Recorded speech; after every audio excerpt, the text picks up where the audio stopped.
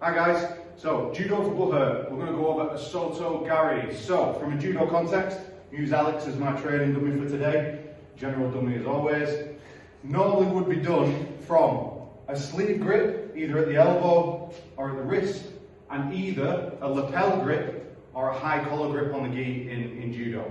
We don't have that luxury, but I'm going to show you what it looks like first. So you would have the grip here, we'd have the high grip here. We would start by off-balancing our opponent. We're doing that by pushing this arm and we're pulling the sleeve. Then what we're going to do as we do that is we're stepping across, and as we step across, we're coming to bring this leg through. This leg's going to drive through as we push, okay?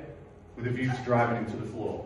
So that's how you would do it traditionally in Judo. You would normally do it with the benefit of grips. Obviously for Armoured Combat, we don't have that benefit.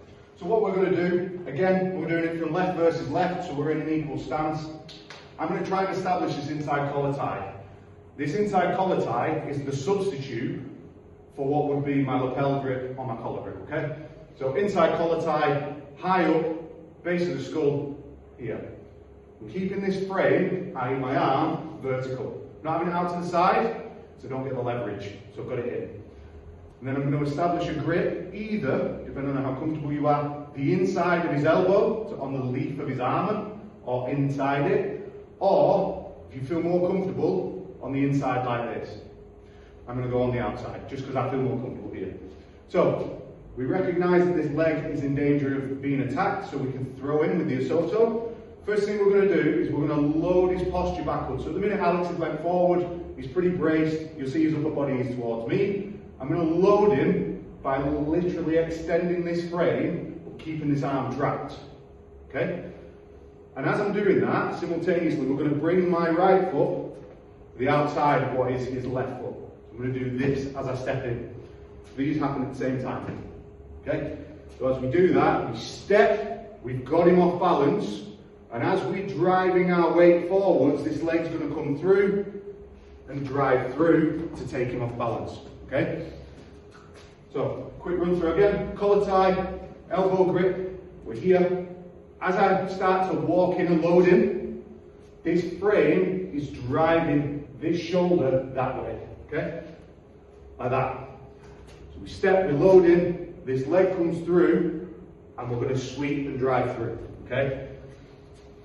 One point to note, when we come past him, we step, we load him. What I'm not doing is this, and then trying to twist him that way. If I do that, if his leg's stuck, I'm just going to blow his knee out. Not good for him, not good for me, okay? So, with this throw, we're trying to angle him at 45 degrees backwards.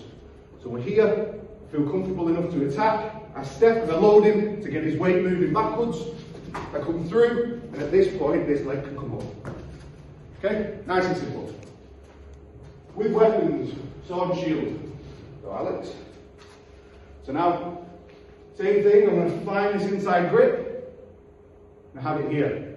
Base of the skull, back of the neck.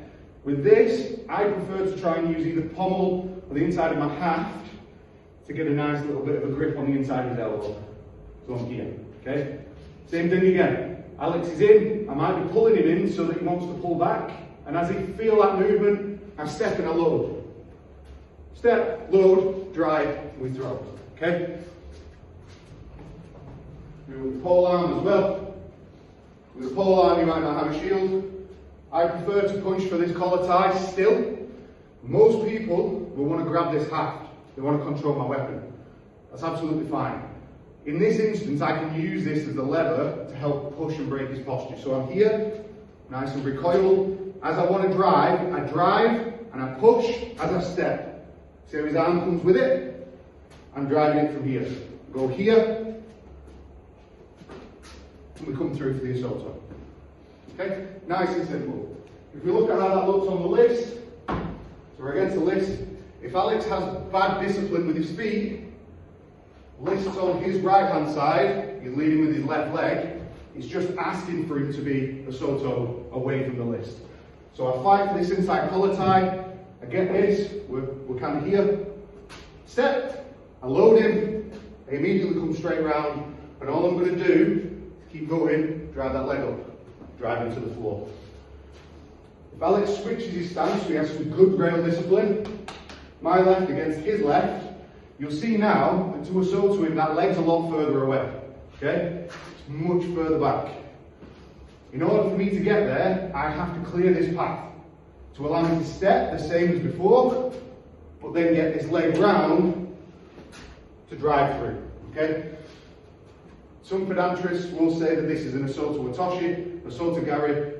As long as it finishes the technique, really not that bothered. So we're here, we've got this position, inside or over, whichever you feel more comfortable with.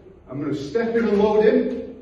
This leg's then going to reach, come behind, and I'm just going to drive my way through. Once I've got his posture broken, he's going to do exactly what he's doing now. His elbow's on the list, he's reaching for a lifeline. All I've got to do is keep walking with him, and he will eventually fall. As long as his head and his chest are behind his hips and his feet, he's going to fall over. Okay? One quick key point, whenever you're doing this, just come and step away for us, Alex. Whenever you're doing this, what I'm not doing is this. My legs in front, my hips are here, and my shoulders are effectively easily off balance behind my hips. We're stepping in, upper body in front of hips, so we can drive that weight forwards. Okay? A lot of people do this and then wonder why they get pushed off balance or countered with basically the same throw. So, collar tie, elbow grip, either inside or outside. You're going to step and load with this frame, go round and drive through. If you're a shorter fighter, you might find it more comfortable doing it from an underhook. If you've got the underhook, you can still do this. The only challenge is you're a little bit closer. So I haven't got as far to go, but I've got to get around this. With the underhook, I'm going to bring it up to his kind of lat area, and as I step in, I'm going to elevate him. I'm going to step, pull, step round and drive. So that's what Osoto Gari looks like. Remember, grips are different, physiology is different, mindset is different. We do not want to go down with him in this throw. So every movement, nice big base movements so you can catch yourself. So have fun with it. If you've got any comments, please ask them below. We'll do our best to respond.